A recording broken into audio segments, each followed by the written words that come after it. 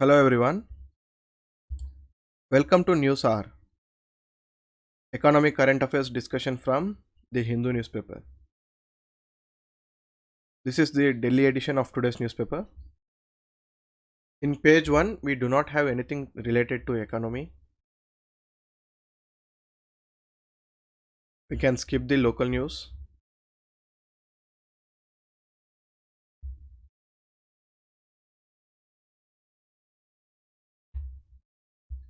Even in the editorial page, there is nothing related to economy today.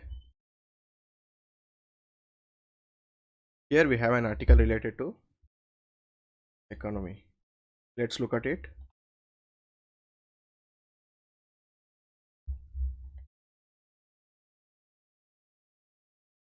Towards low emission growth.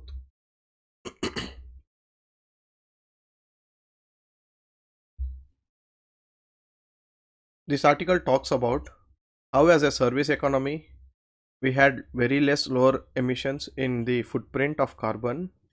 But if we are going to be a manufacturing economy in future, we are going to be giving out carbon emissions. But how do we go forward by having low emissions in carbon? For that, the author suggests a green industrialization strategy. So what is the green industrialization strategy is all about? It is about combining laws, policy instruments and institutions to have a climate friendly and resilient economic policy. And what can we do to achieve that? We could encourage the private sector to invest in technology which are carbon neutral and carbon free. And the author gave two very good examples, best practices from Korea's Green Growth Strategy and USA's Endless Frontier Act, which made significant research and development investments into the emerging future technologies which are carbon neutral and which helps in decarbonization, that is reducing the carbon emission. And what are the technologies that we should invest into? Those are investments into green hydrogen, carbon capture techniques, storage technologies, so that we can decarbonize our India's transport and industry sector. And the author says that this could be linked to the current Atmanirbhar program that the government has by giving production linked incentives to the private sector so that they can invest into the carbon free manufacturing activities. The government should also nurture the private entrepreneurship and experimentation in the clean energy technologies. The summary of the article being, when we are a manufacturing economy, we would tend to have carbon emissions, so that the government from now onwards should invest into carbon free technologies. Let's move forward.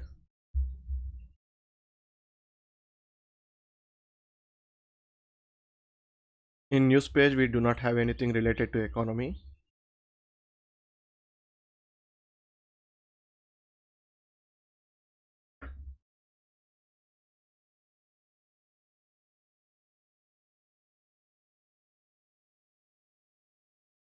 Even in the world page, nothing is related to economy today.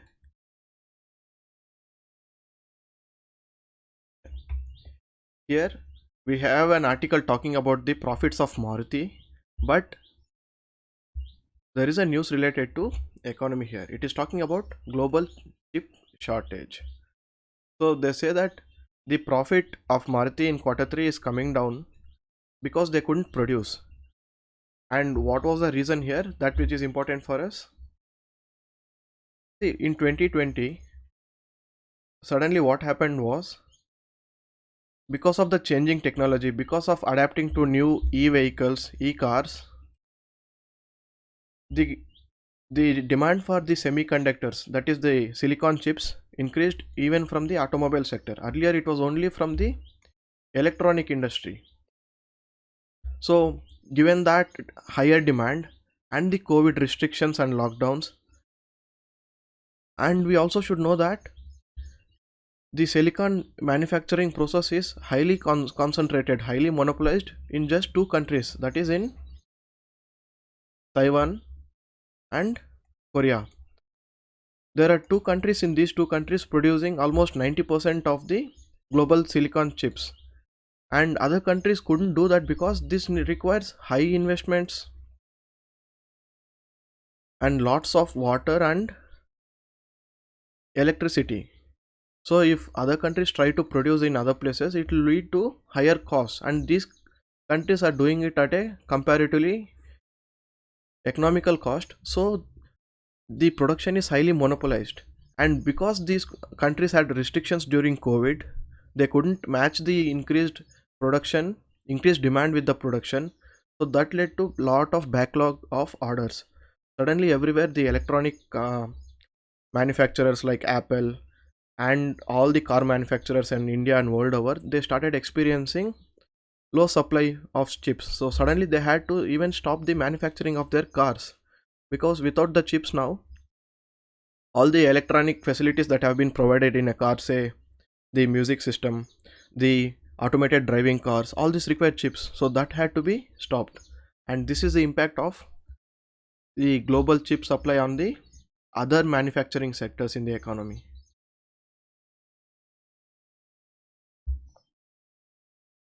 Here we just need to refresh our current affairs that Rain Energy had filed a tax appeal against the government of India, and it won the arbitration case. And now it has been ready to drop all the cases and ready to take the 9,000 7,900 crore refund that government is ready to offer it for dropping the cases against India.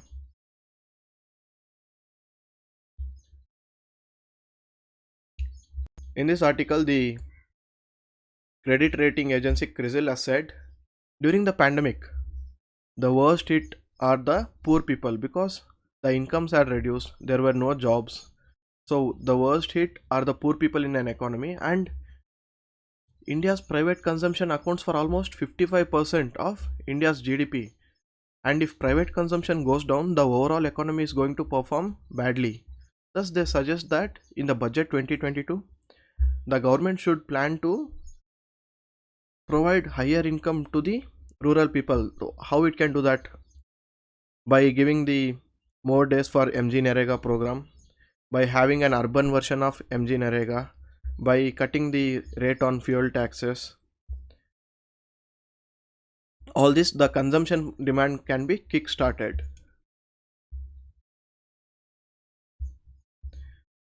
The article shows the causes for the low private consumption, that is lower income, jobless job losses, high inflation of essential goods, and higher medical expenditure during the pandemic. All this led to lower consumption in the economy. And they say cutting on the fuel tax burden will have dual benefits, because one, the disposable income of the people will increase because they are spending less on fuel prices, and it will lead to added benefits of low input cost for the manufacturer, because when the fuel tax is less, the logistical cost reduces, the manufacturing cost reduces, so that would be reflected in the cost of the product. Finally, it will lead to a comparatively lower cost of the output. So that is that, thus it has dual benefits.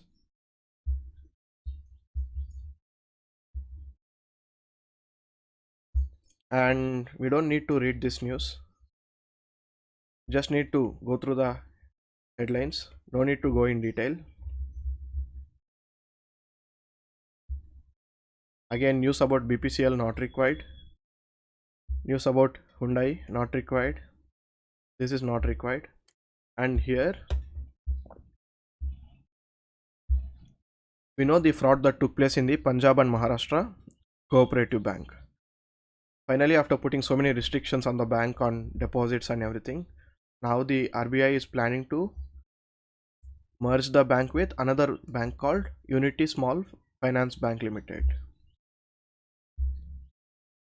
This type of questions would be helpful for non-UPSC exams, asking which is the bank that is being merged with the Punjab or Maharashtra Cooperative Bank recently.